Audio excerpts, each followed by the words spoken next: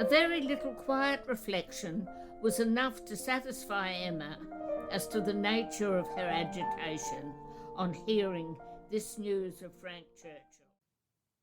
I'm Ellen. And I'm Harriet, and this is Reading Jane Austen. This week we're looking at chapters 37 to 41 of Emma, and it's your turn to go first with a 100-word summary. Okay. With Frank around, the ball at the Crown happens.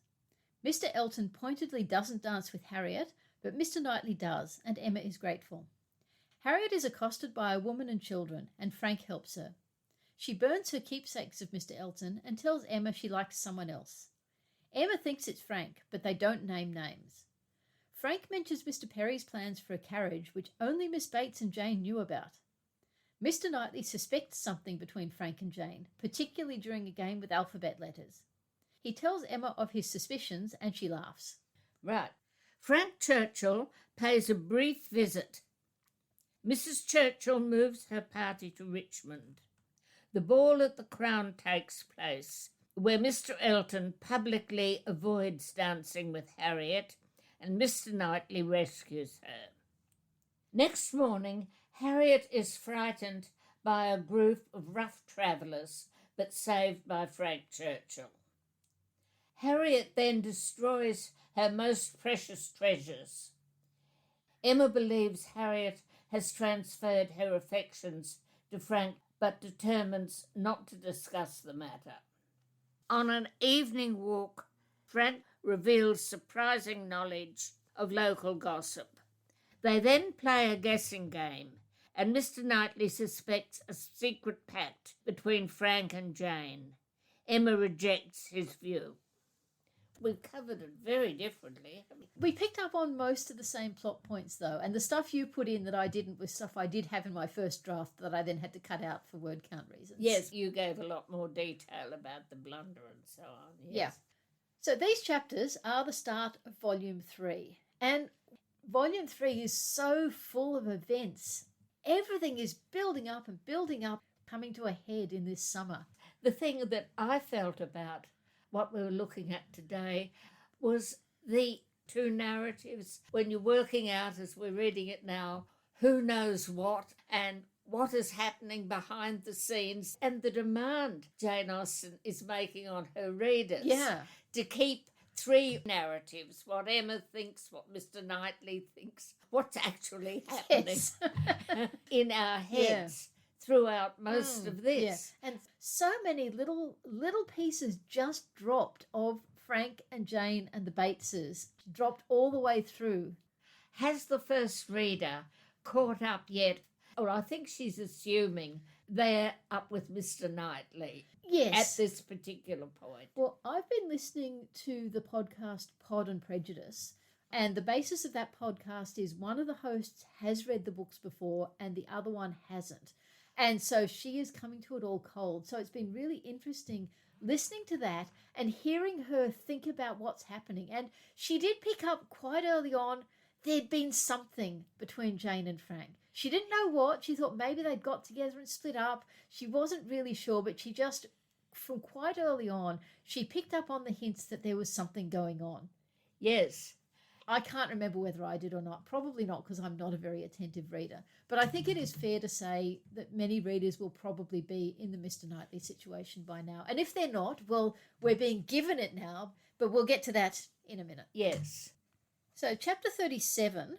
Chapter 37 is almost entirely from Emma's point of view. Yeah. This is what Emma thinks is happening. Yeah. And we're sitting there beside her saying, oh, you silly girl.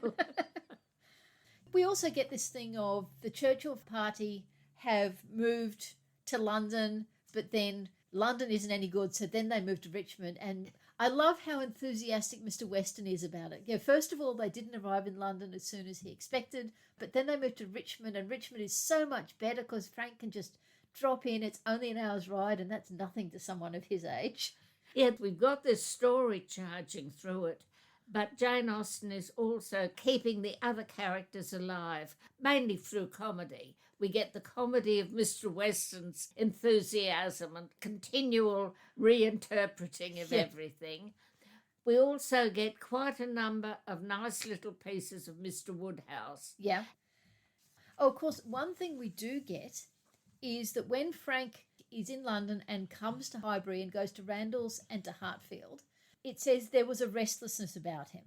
And then he's hurrying away to make other calls in Highbury, which again, on a first time read, maybe we don't pick up on, but on a second time read, what we see is he's come, he's gone to Randalls, he's gone to Hartfield, he hasn't yet seen Jane, so he hasn't seen Jane in months, and that's why he's so restless. He's desperate to get away to see Jane. And the picture we get from Emma is she's decided that he's not in love with her and she's not in love with him, and that's good. But what we get is Emma having decided he's not in love with her, so why is there this restlessness? Why does he want to rush off? Yeah. And now we know exactly why he's restless. But that's really all that happens in chapter 37. Chapter 38 is another one of these big set pieces in the book, the ball at the Crown. Yes. And it's all covered in chapter 38, unlike that earlier bit where the dinner at Randalls went across about 3 chapters. She does use the ball to give us a bit more of the Highbury picture.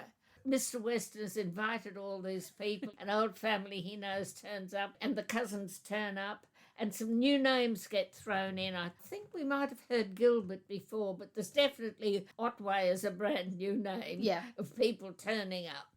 This chapter actually has 2 of Miss Bates's monologues that I've said before. Previously, my eyes have glazed over and I haven't properly read them, but sitting down and reading them this time, they're both enjoyable and amusing to read, plus having all these clues in them about Frank and Jane that Miss Bates is oblivious to. Yes.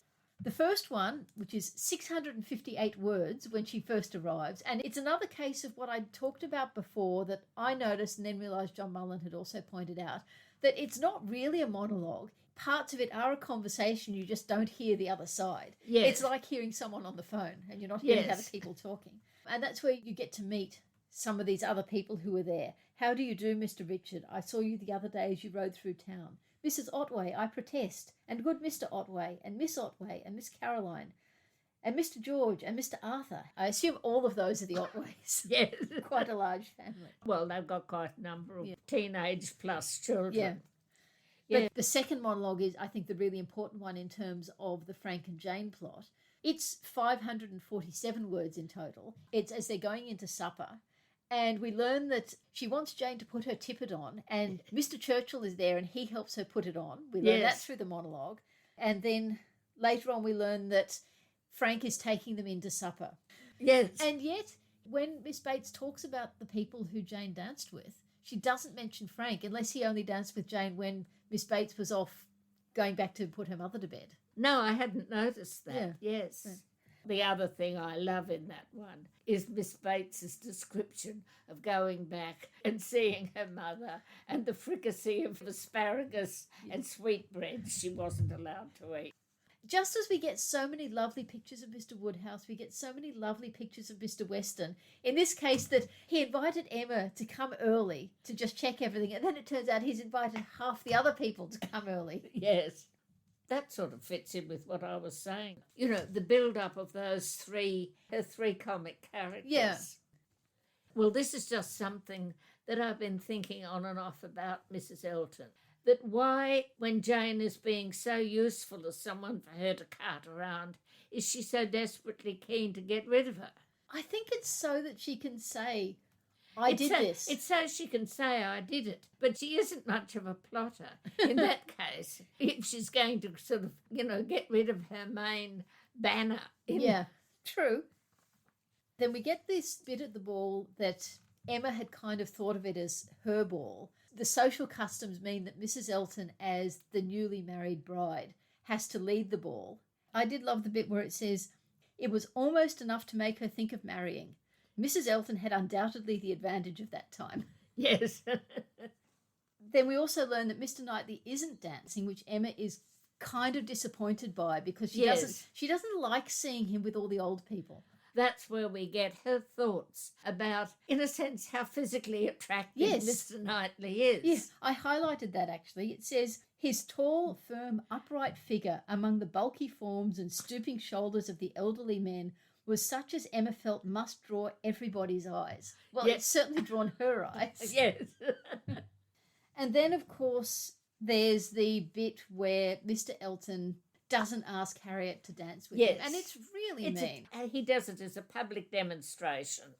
And the other thing with that, I think we talked about it last time, if you follow the timing, Mrs. Weston is about 7 months pregnant now. So she must be very visibly pregnant. I mean, some people will say this is a sign that Jane Austen has slipped up because he wouldn't have asked her to dance if she was visibly pregnant and not dancing. But other people say, no, actually, you're intended to see this. For a start, it does explain why she's not dancing, has at no point danced with her husband, but also that he's being even more publicly rude to Harriet by asking the very pregnant and obviously not dancing Mrs. Weston to dance and not asking Harriet to dance. Yes. It is such a beautiful thing Mr. Knightley does. He just walks up and asks Harriet to dance. No fuss, no big deal made out of it. He just does it, which is, I guess, emblematic of the kind of person he is that we've seen all through the book. He's not showy, but he does the right thing by people. The other thing we get is the lovely picture of how delighted Harriet is to be dancing with him. When it says, it was not thrown away on her. She bounded higher than ever, flew farther down the middle, and was in a continual course of smiles. And that actually made me think of the YouTube videos I've seen by Cassiane Mobley, who talks about particularly the dancing in Jane Austen film adaptations and how it's often far too static and they're stepping rather than actually dancing. And this bit about her bounding higher than ever just does emphasize that it's not just static, step forward, step back, step sideways. It is an active dance. Then Emma is so grateful to Mr. Knightley for doing this, and you have that lovely scene of her admitting to him that he was right and she was wrong about Mr. Elton. Yes. And I think it's nice that he doesn't ask her to dance. She asks him to ask her to dance. You get that lovely response from him when she says we are not so much sister and brother, and he says, no, we're not sister and brother. Yeah. Chapter 39 is the day after the ball. It's really important that it's the day after, because part of the reason Harriet gets frightened in the lane is because she's got a cramp from dancing and she can't run away with her friend. But also, of course, because the moment of being saved by Mr. Knightley the night before and the moment of being saved by Frank the next morning have to be really close together so that Emma can... Well, so they can talk at cross purposes to one another. Yeah. Yes. The whole event, this attack on Harriet, everyone moves on, except for Emma's little nephews, who want the story told to them over and over again and correct her when she gets it wrong. And I think, again, this may be, one of these things that became absolutely standard in stories, that's what little children do. But you do wonder, is this Jane Austen noticing this for the first time, that children want the stories told to them and they correct them when it's changed. Which does happen. Oh, no, it happens, but it's also a motif that turns up in book after book after book through the 19th century, through the 20th century. Is this the first time? Chapter 40, if the chapters had names, I think this chapter would be called Precious Treasures. Yes, or Most Precious Treasures. So, Most Precious Treasures, yes. And it's kind of sad that Harriet has saved these really pathetic little things. What it reminds me of, though, it's a very young thing to do. I mean, that's what, 12, 13-year-old girls with a crush on a teacher will be doing.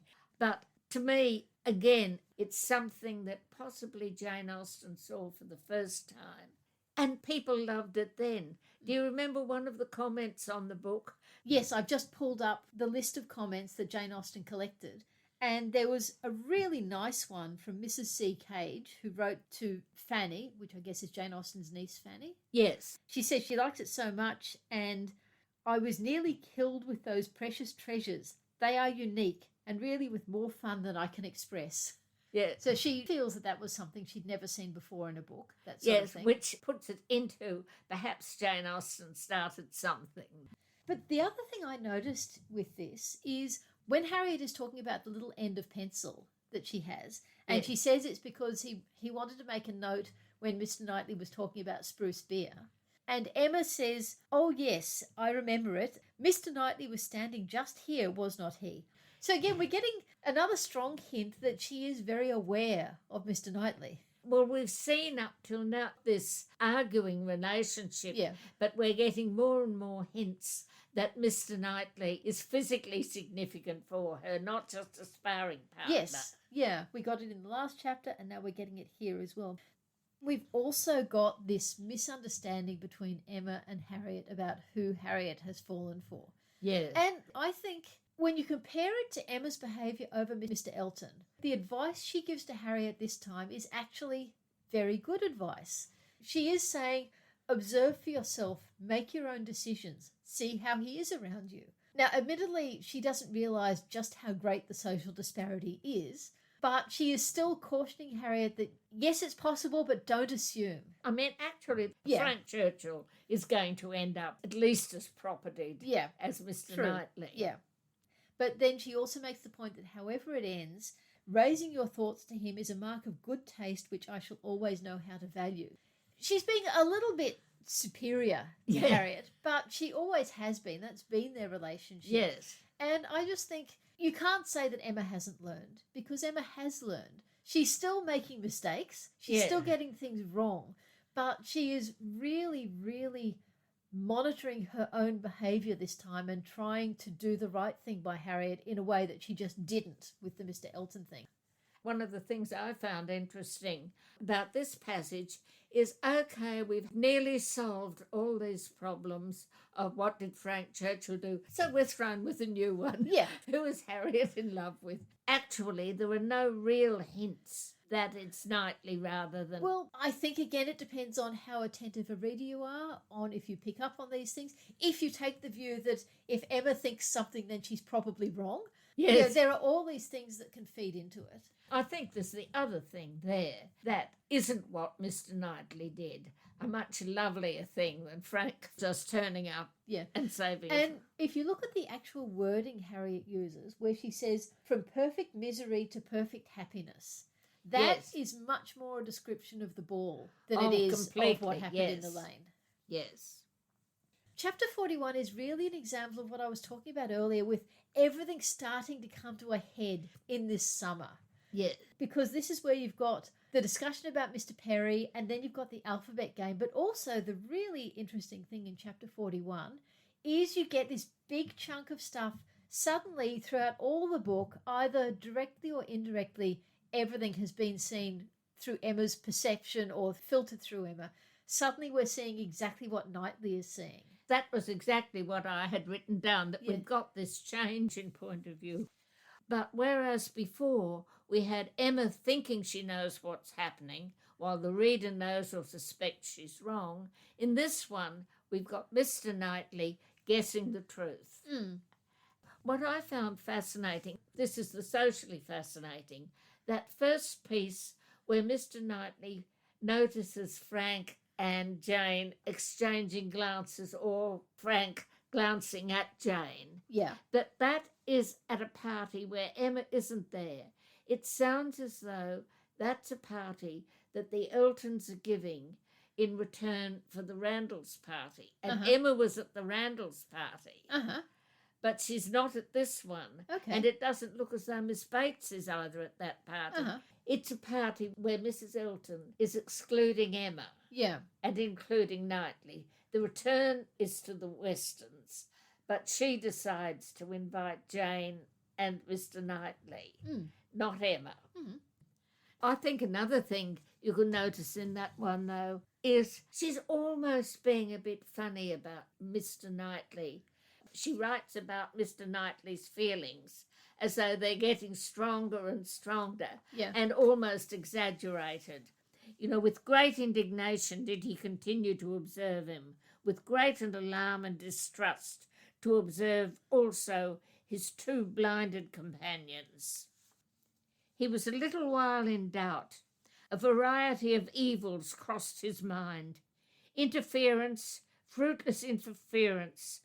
Emma's confusion and the acknowledged intimacy seemed to declare her affection engaged, yet he would speak. He owed it to her to risk anything that might be involved in an unwelcome interference rather than her welfare, to encounter anything rather than the remembrance of neglect in such a cause.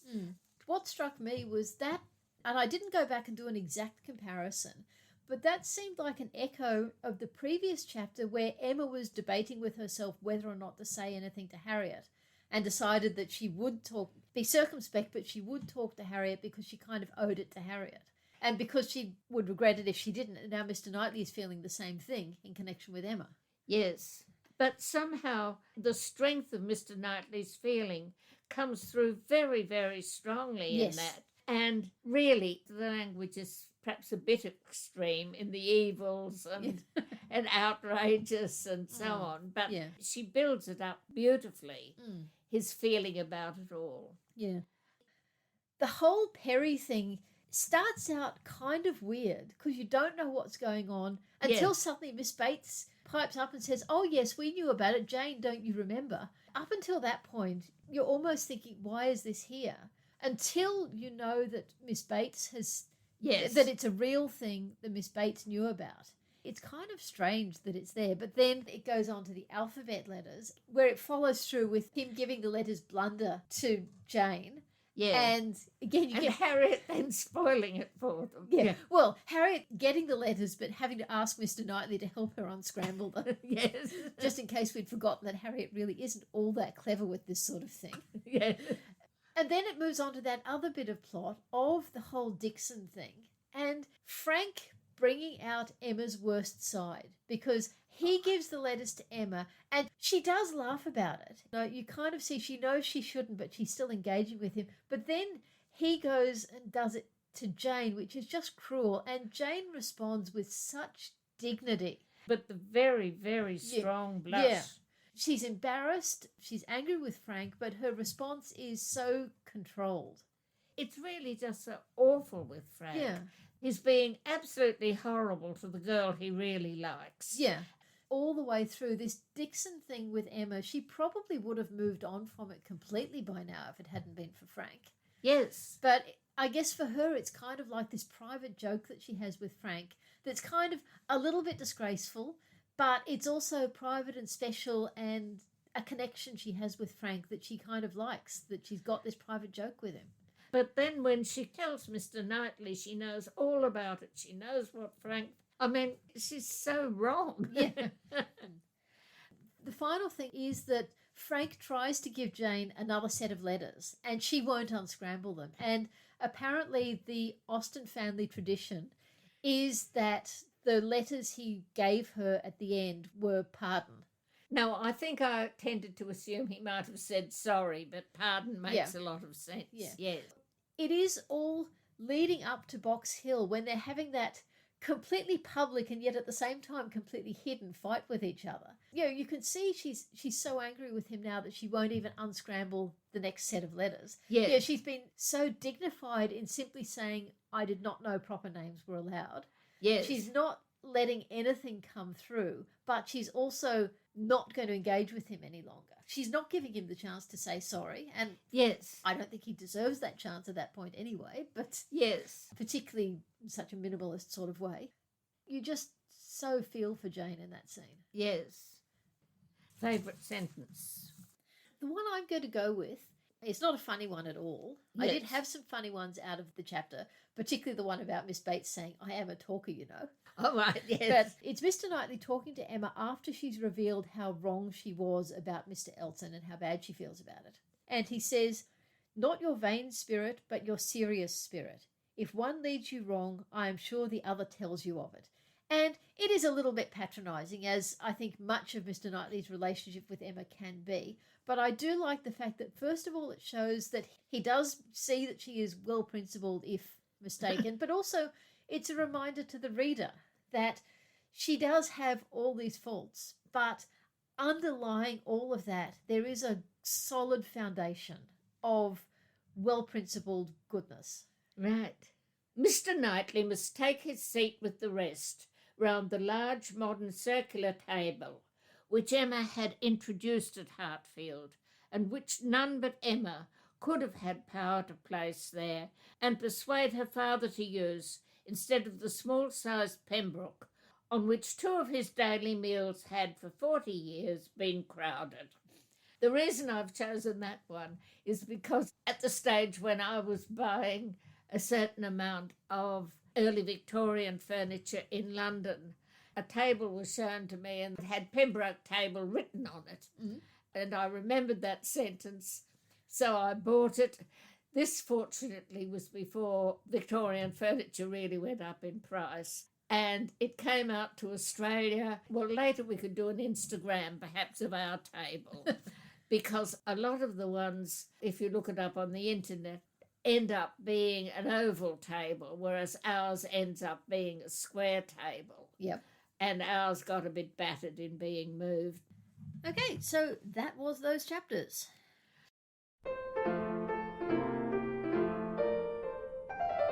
So we're coming to the end of the season now. We've just got the four big characters to go. Knightley, Emma, Frank Churchill and Jane Fairfax. And this week we're talking about Mr Knightley.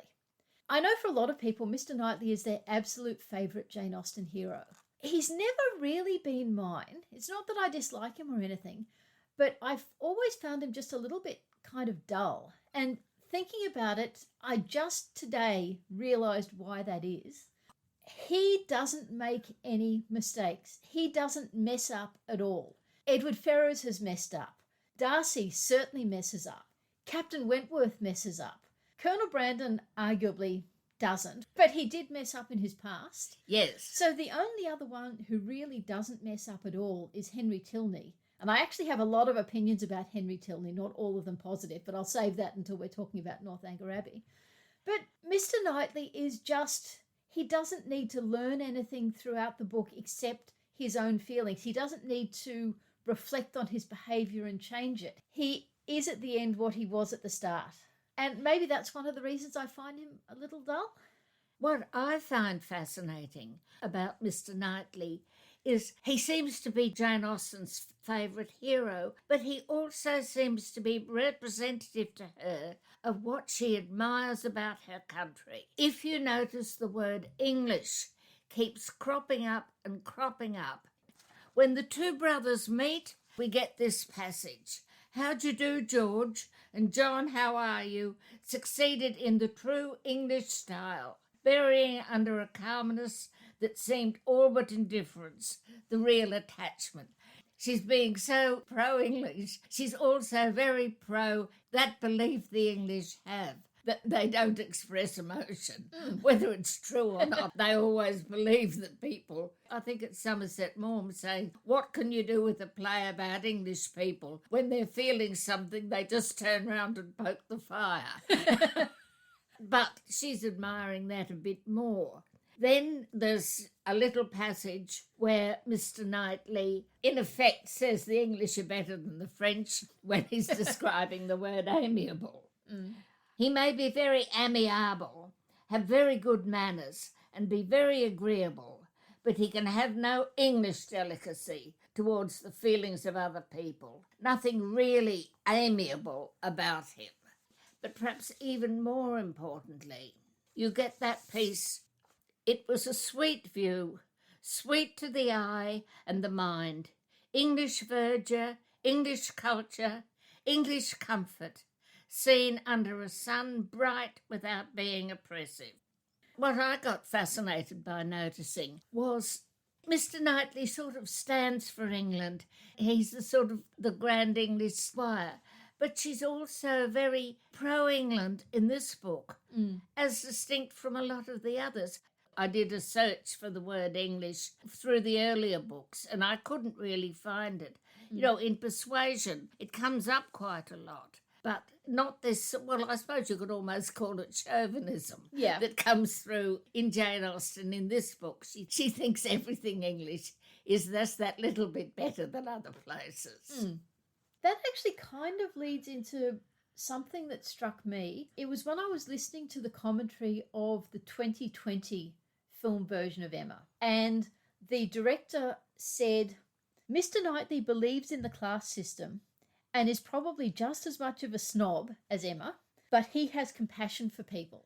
And I think that's true. And you also get that same kind of thing, which again feeds into that Englishness in one of the earlier adaptations of the book, where it finished with this big harvest supper type thing, and Mr. Knightley gave a speech about continuity and that sort of thing. I forget the exact details. Some people would say Jane Austen is criticising the class system. I think we feel she's not out to change the class system. She's more talking about how people should behave within the class system. But what Mr. Knightley has is he's not against the class system as such, but he's a little bit more flexible than Emma, and more importantly, he believes in people, not just social rank. There's all sorts of things, though, contributing to Knightley as the perfect squire. He's a farmer. He's encouraging people to improve. He's supporting his tenant farmers. He's the kind of person that when Mr. Martin wants to get married, he goes and consults Mr. Knightley about it. But also, again, I guess this feeds back into your Englishness. He's quite casual about his dress. He's wearing his gaiters and he walks everywhere. He's conservative about how often he uses his horses and his carriage because he's conscious of not wasting money on unnecessary things. He's very, very English country. She completely buys into this system of the squire at the top, who is supposed to behave almost like a father to all the people on his estates. Yeah. And she buys into it completely with Mr. Knightley. Which we, of course, don't necessarily. To us, it looks more like this is an idealised picture of the system working well, ignoring the fact that so often it didn't work well, it was corrupt, people were useless, people mistreated other people, and the fact that she just ignores the sheer amount of poverty and unhappiness outside of the strata she's writing about. Which is kind of sad when we want her to share all our values, but she doesn't. Oh, no, she's conservative. She thinks the way it's happening is the way, probably even the way God wants it to happen. That is the system they've been given. They've got to make it work. It's wonderful if you've got Mr. Knightley behaving well, but it doesn't matter that this system implies that 98% of people are not in the top stratum, and that of those, more than half are living in this life with no future, almost no opportunities for developing what's in them. And of course, for every Mr. Knightley, who knows how many Sir Walter Elliots and Lady Catherine de Bourghs there were in that same position in the society. Yes. I've got a couple of other points I wanted to make. But, all right. One of the criticisms people do make about Mr. Knightley is that he's quite condescending towards Emma. And certainly I have in the past bought into that. And I still think to an extent he is sometimes a little bit paternalistic towards her. In some ways, he's trying to be the moral educator that her father isn't, kind of ignoring the fact that Miss Taylor took on that role. But at the same time, he is older than her. He's older than her than Edmund is to Fanny, and Edmund was taking on that role with Fanny. He's taking on that role with her. And you could see it, and I think I am now starting to see it, as he wants her to be the best person she can be, and he doesn't actually have any doubts about her principles. He just has some doubts about sometimes she goes down a wrong path, and he doesn't like to see that, and he wants her to be the person she could be. A lot of that, I think, is partly because Jane Austen has made her 21. You feel she should almost have changed the ages of Eleanor and Emma. That if Emma had still been in her late teens, it would seem a lot more appropriate than a woman who's been the mistress of her father's house for 4, if not 5 years. Yeah. And who has shown herself eminently capable of being the mistress of her father's house, of managing engagements, of looking after him, of doing the kinds of things that is expected of her for the poor, all that sort of stuff she does. And yet at the same time, she goes on these flights of fancy and he tries to control them. One of the things that did help me see that was the 2020 film version of Emma, the Box Hill moment leading up to Badly Done Emma. But at the start of that, he's not angry with her. He is just so disappointed. I really thought, yes, that is actually where Knightley is coming from. He's not standing up lecturing her all the time, or at least he is, but the reason he's doing it is because he's disappointed when she does what he perceives of as the wrong thing. And I would add, as I've said in some of our earlier episodes, there are times when he's wrong and she's right. Particularly when he gets on his high horse and says, men want women of sense, they don't just want pretty, foolish young women. Well, Yeah. no, I'm sorry, his own brother married a pretty, foolish young woman. Just because he values Emma's intelligence doesn't mean that he can generalise to all men. Can I defend? I think Isabella is not very bright, but I don't think she's particularly foolish. There's a lot Isabella doesn't understand. Yeah. But when she's dealing with things... I guess I'm just saying I don't think John Knightley married her for her brains. No. I suppose the other thing I feel is that Knightley has been sort of watching Emma and having goes at her since she was 11 or 12, and they have built from then this sort of... It's a bantering relationship. Yes, also sort of refusing to believe one another, which has probably developed from when she was sort of a little bit of a smart aleck 10-year-old. She's got somebody intelligent there. So she's using him to try out her intelligence on, and they're still doing it. And it's a little bit hard sometimes to get your head around the fact that they have been doing this for such a long time. He knew her when he was a child. The bit when he says he'd loved her since she was 14 is a little bit icky, but you kind of have to accept that the relationship isn't still the relationship it was when she was 14. It has evolved into coming closer to being equals. And this actually leads into the other thing I wanted to say about him.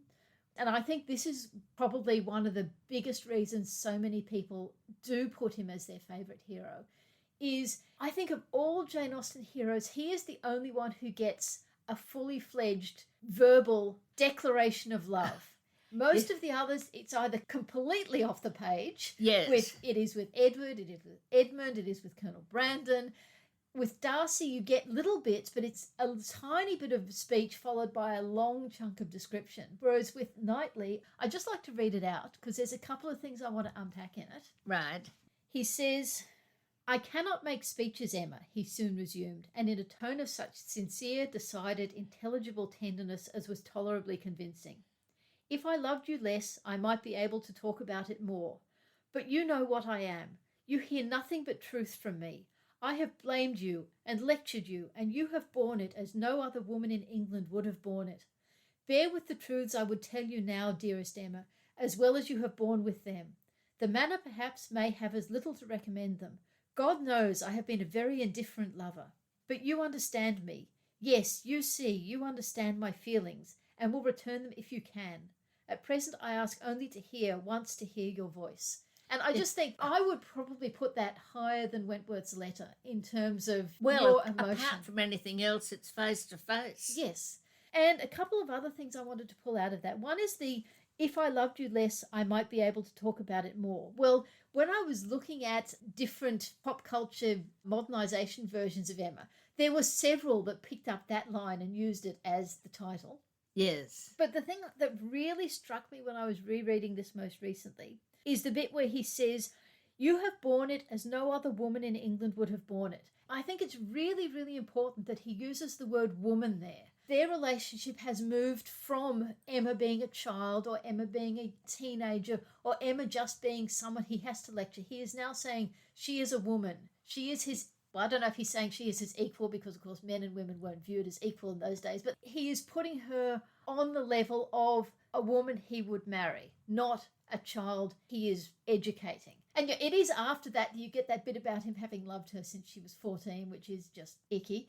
Yeah. But I do think that speech, that is what I think for so many readers elevates him to their favourite Jane Austen hero. And I don't disagree with that. Just like I said earlier, I kind of prefer the ones who do make mistakes, who do mess up, who do recover and grow throughout the book, whereas Knightley is kind of a little bit too perfect. Well, too much the perfect Englishman. Well, yes.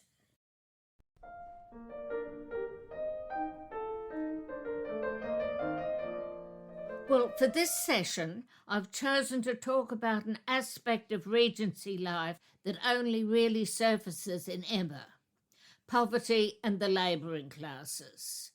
There are glancing references to how Lady Catherine scolds her cottagers into harmony and plenty in Pride and Prejudice, and that Aunt Norris sews clothes for the poor. But in Emma, Jane Austen takes time out to tell us how good Emma is to the poor and how well she is fulfilling the Lady Bountiful role. Emma was very compassionate, and the distresses of the poor were as sure of relief from her personal attention and kindness, her counsel and her patience, as from her purse. She understood their ways, would allow for their ignorance and their temptations, had no romantic expectations of extraordinary virtue from those for whom education had done so little, entered into their troubles with ready sympathy, and always gave her assistance with as much intelligence as goodwill. I find this rather an odd, stilted passage. And so condescending. It's almost as though Jane Austen's got hold of an advice book on cottage visiting and is telling, not showing us, what rules Emma was following. I do wonder, were these cottagers really so happy to see her? Did she really understand them that well from her very privileged background? Well, what I'm trying to say is, I don't believe it. I just think it sounds as though she's got hold of one of these handbooks and they kept on preparing them right through the 19th century. Yet during the period covered by Jane Austen's lifetime, there was a change in the nature of poverty in Britain and in the way the country handled it. For centuries, the problems of the poor had been dealt with by the Elizabethan Poor Laws, which were codified in sort of about 1597-98. And under these, care of the poor was seen as the responsibility of each parish. This care was administered through parish overseers who provided relief for the aged, sick and infant poor and enforced work on the able-bodied. Most of these were housed and fed in workhouses, but it was possible to offer outdoor relief to those remaining in their own homes.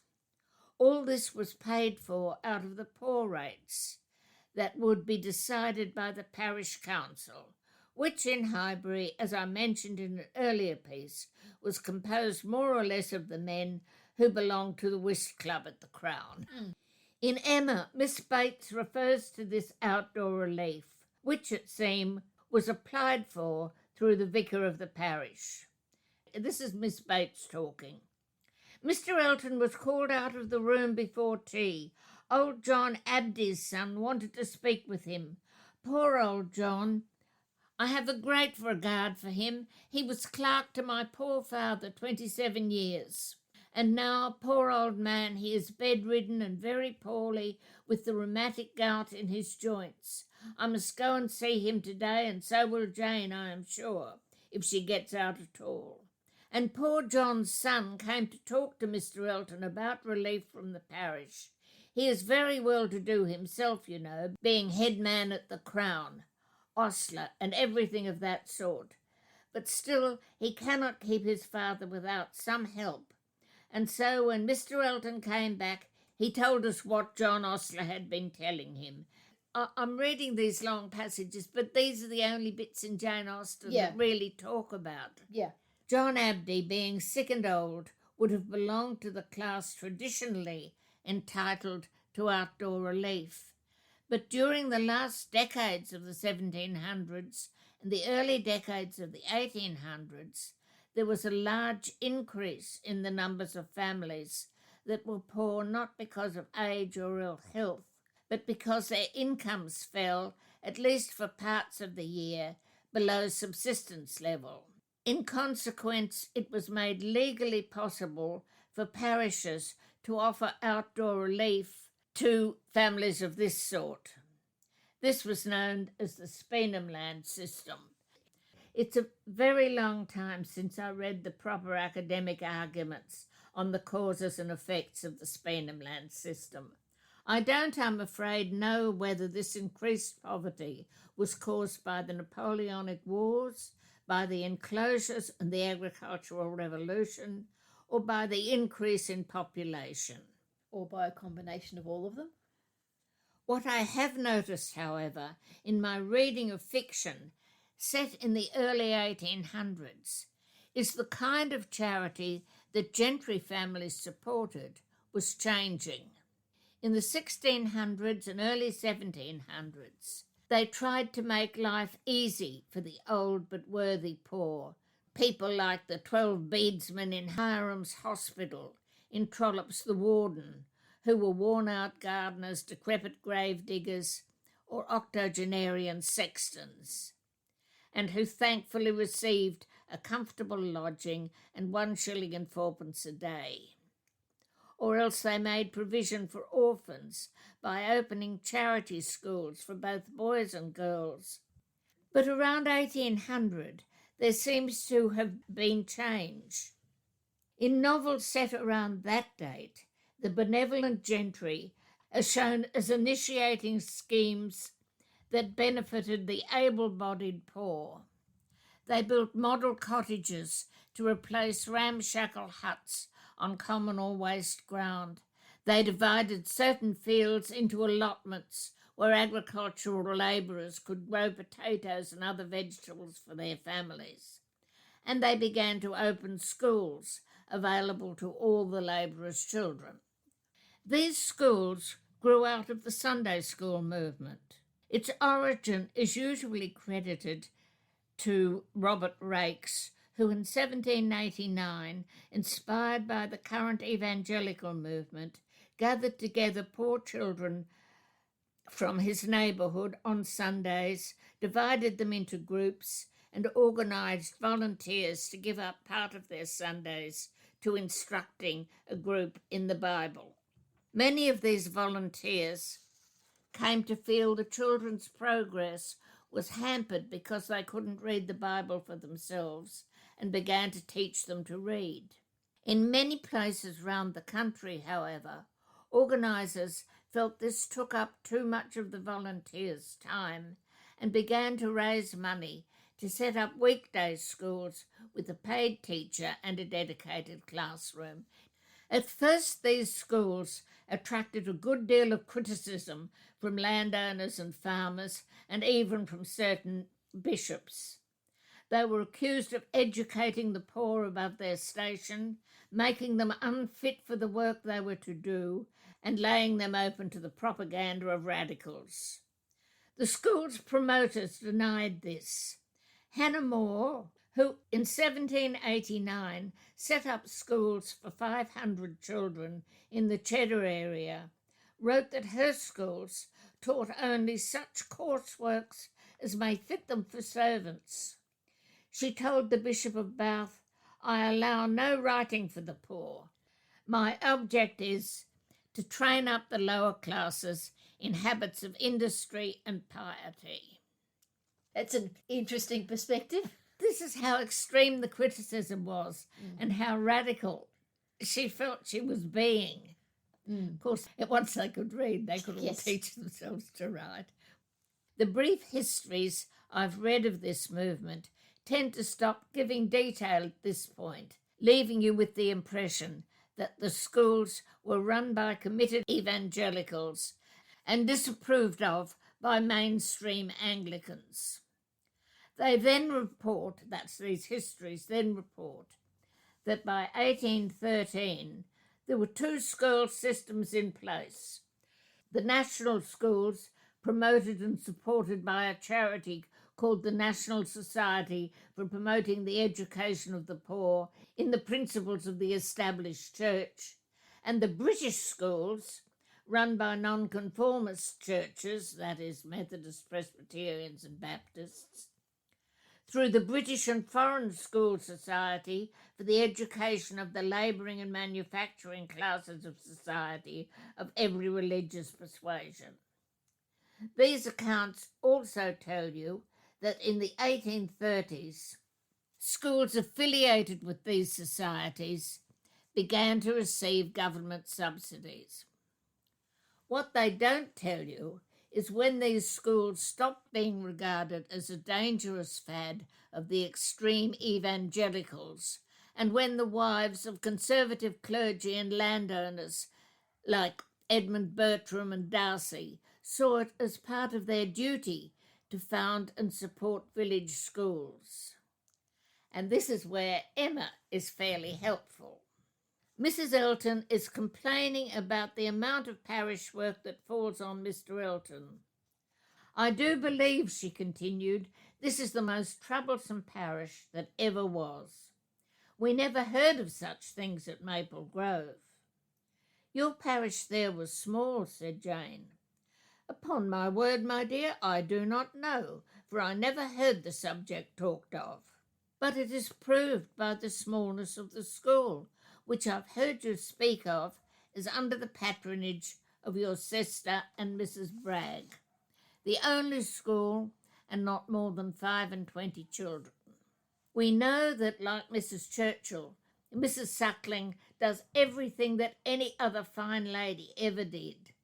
So if she and Mrs. Bragg patronise the school at Maple Grove, I think we can assume that the movement must, by then, have had broad gentry support. Mm-hmm. So some parishes would have done schools for the poor and some wouldn't. When was there legislation for universal education? When did that happen? 1870. Okay, right. But these schools were the beginning of it. On the other hand, you also had a lot more of the population than ever in the past was literate. Yeah. I just think it's interesting that Emma focuses 3 times on the poor.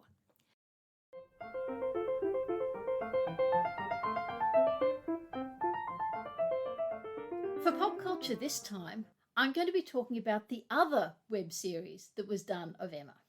This came out on YouTube in 2017 and it's called The Emma Agenda. It's done by a company called Quip Modest Productions, which seems to be driven largely by one person.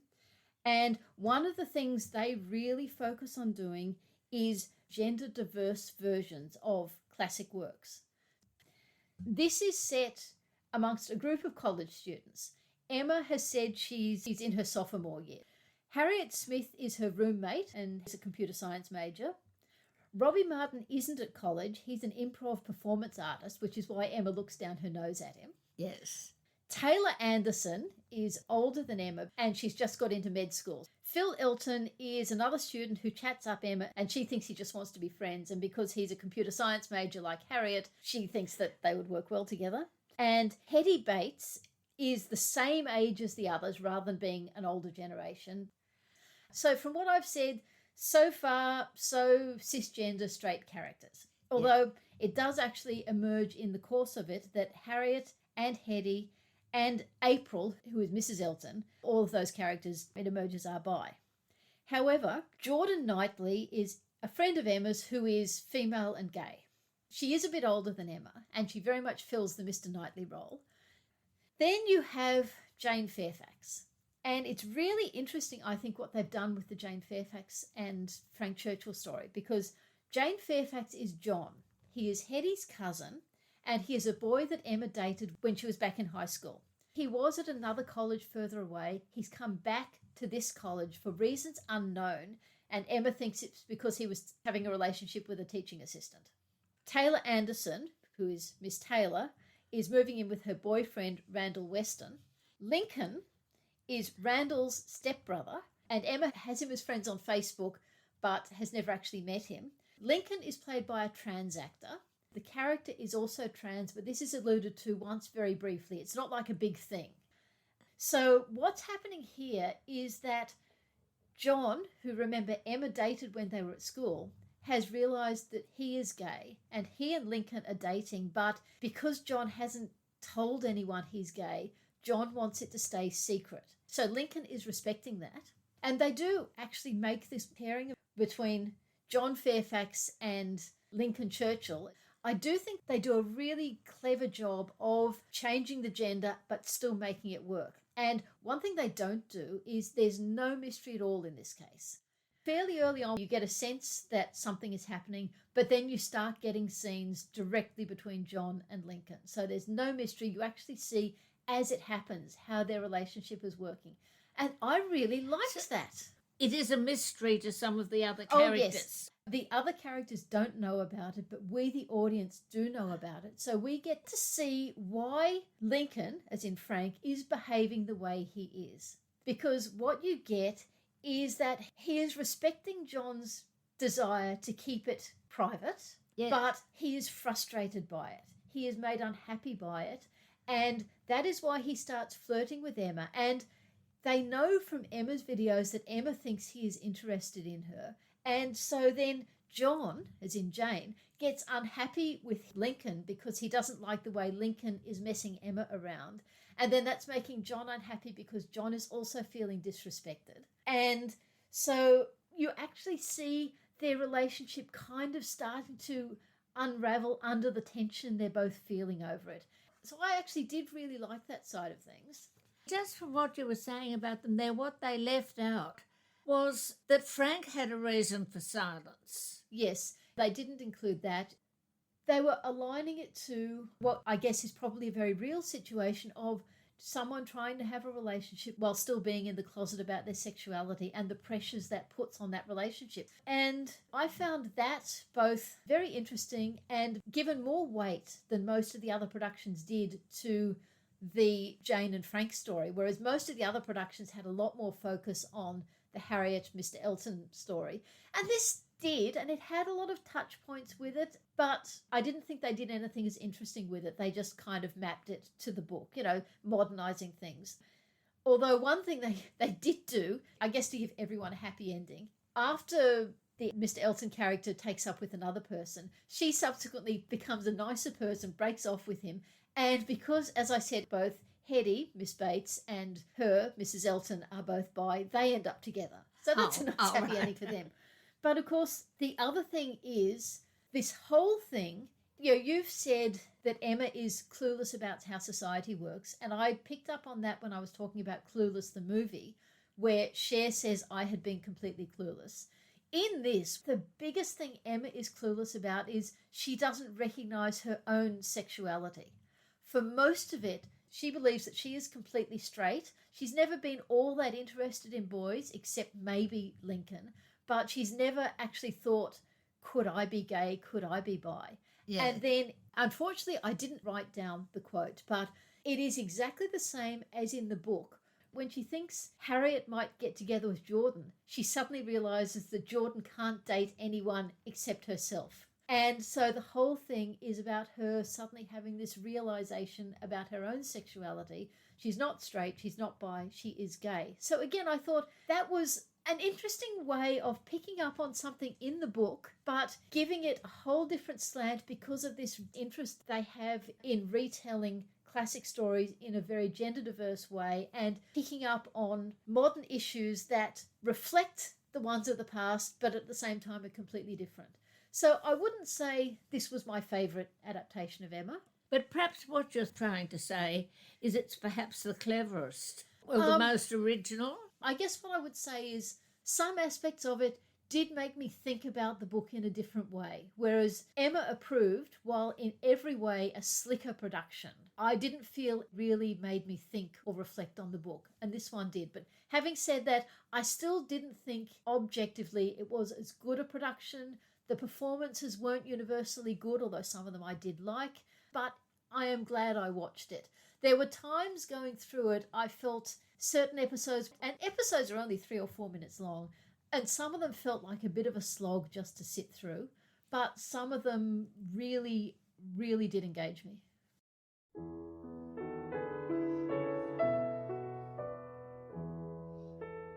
You've been listening to the Reading Jane Austen podcast with me, Harriet. And me, Ellen. In our next episode, we'll be looking at chapters 42 to 45 of Emma. The structure of this podcast was inspired by Harry Potter and the Sacred Text.